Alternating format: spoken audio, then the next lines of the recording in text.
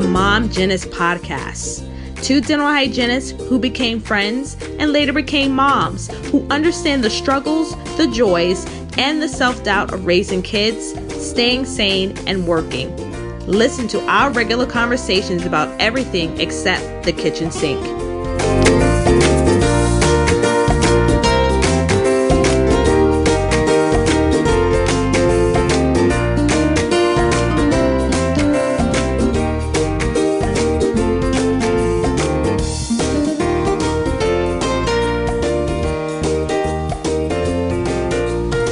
Welcome to MOMgienists with Christy and Jasmin. Enjoy the show.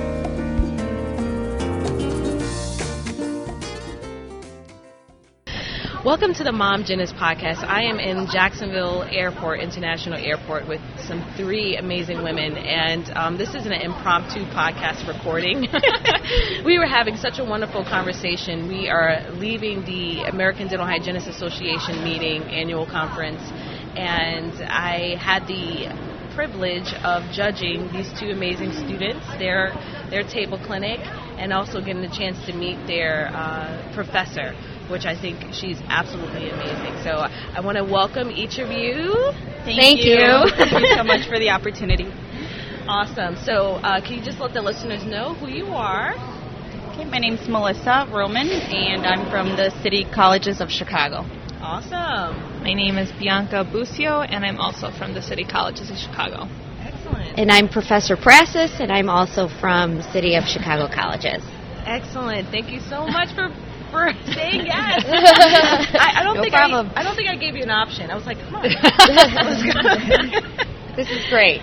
Yeah. So tell us a little bit about your table clinic and why you felt, empowered and inspired to share your message here at the ADHA conference.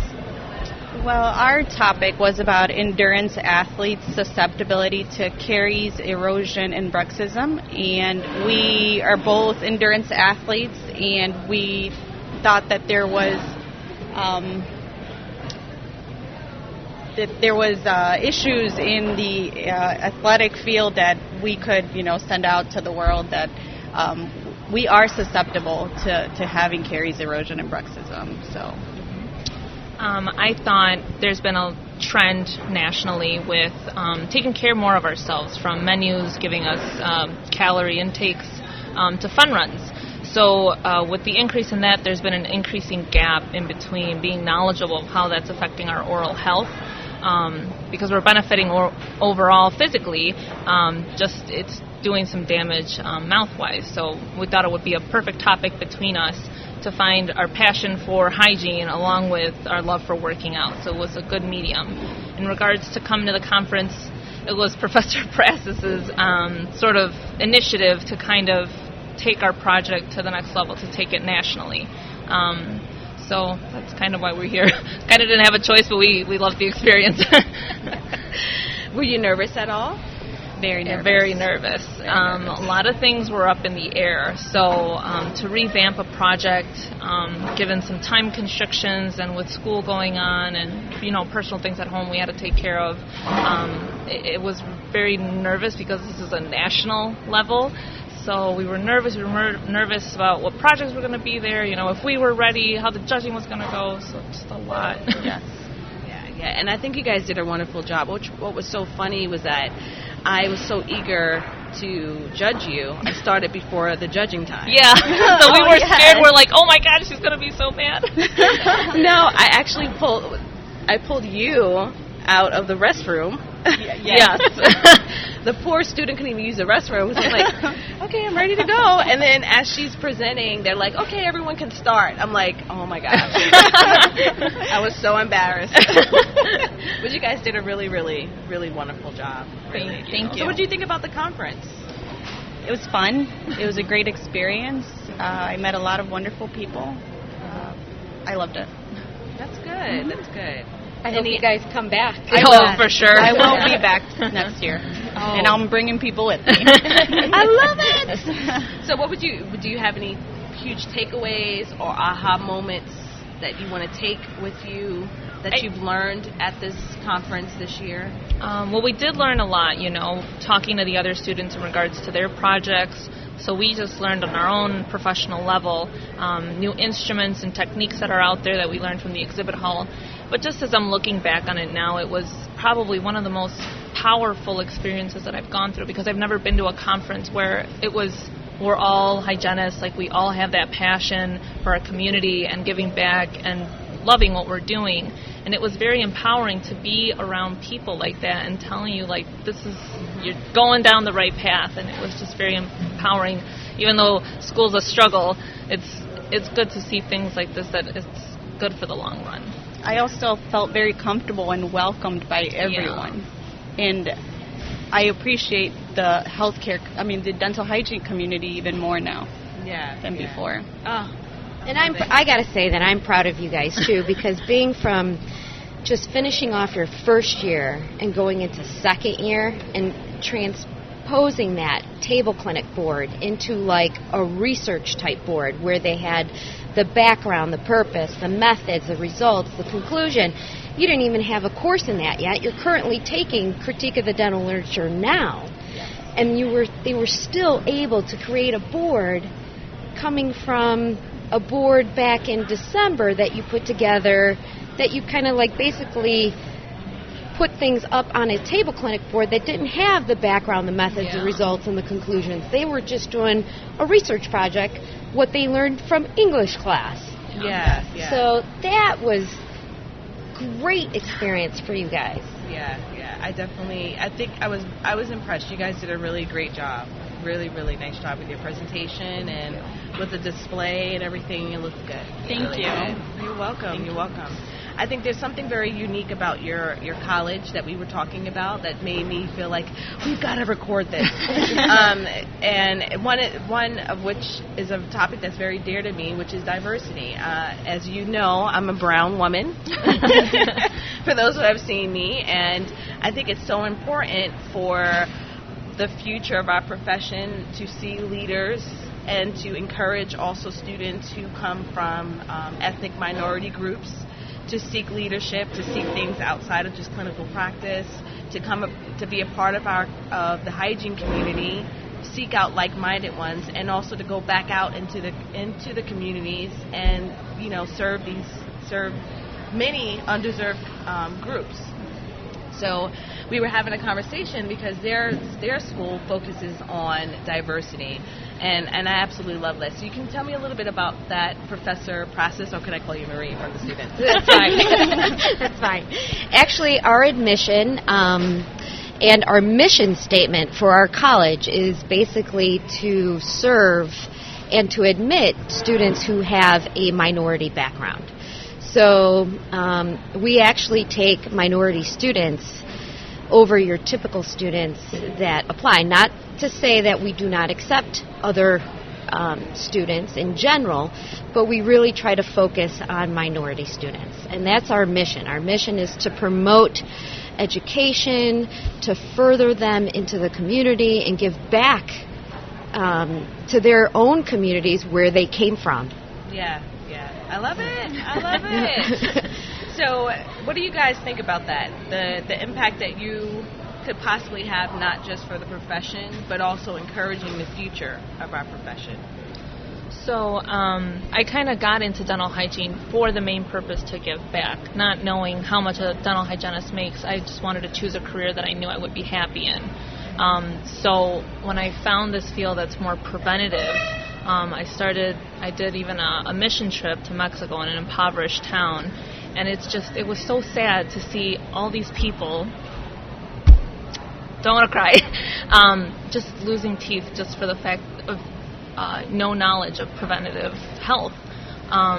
So I really found my niche, and so that's kind of my goal once I complete school, to really give back. If I can, I'm hoping to keep up with my leadership role. I'm a secretary for our board, our class board.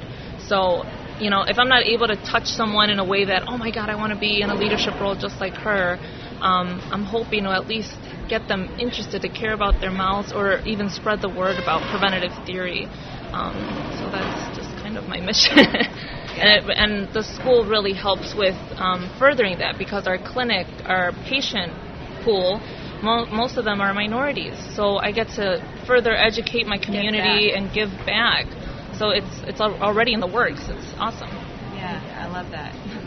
And I started out working at an office that had a lot of minorities as well, and it just working with children inspired me to keep going into the dental hygiene field instead of furthering out. These kids need help with preventative issues, caries, baby bottle mouth, So right now I am working with my son's school. I'm part of their parent committee meeting. I'm the vice president of the committee, and I'm hoping to be able to use that and give back to the children. His school helped me out a lot in this process. Getting me through the program. And I feel like I owe them, and I want to give it back. I love your passion. I love your passion. That's what I love about dental hygienists. we are a little crazy. We like them out, but we're very passionate, and we're caregivers. And our reason for being in this profession is so much bigger than just getting a degree. Yes. I've actually worked in a school where it was more minorities than the majority. Right.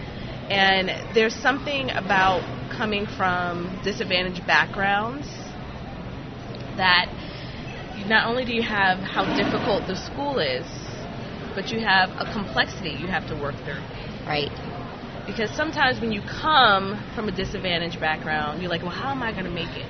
Right. Because there's so Can I many really make it? struggles. Right. There's so many other additional Struggles. things yeah. that happen that you also have to deal with, as well as being in the program.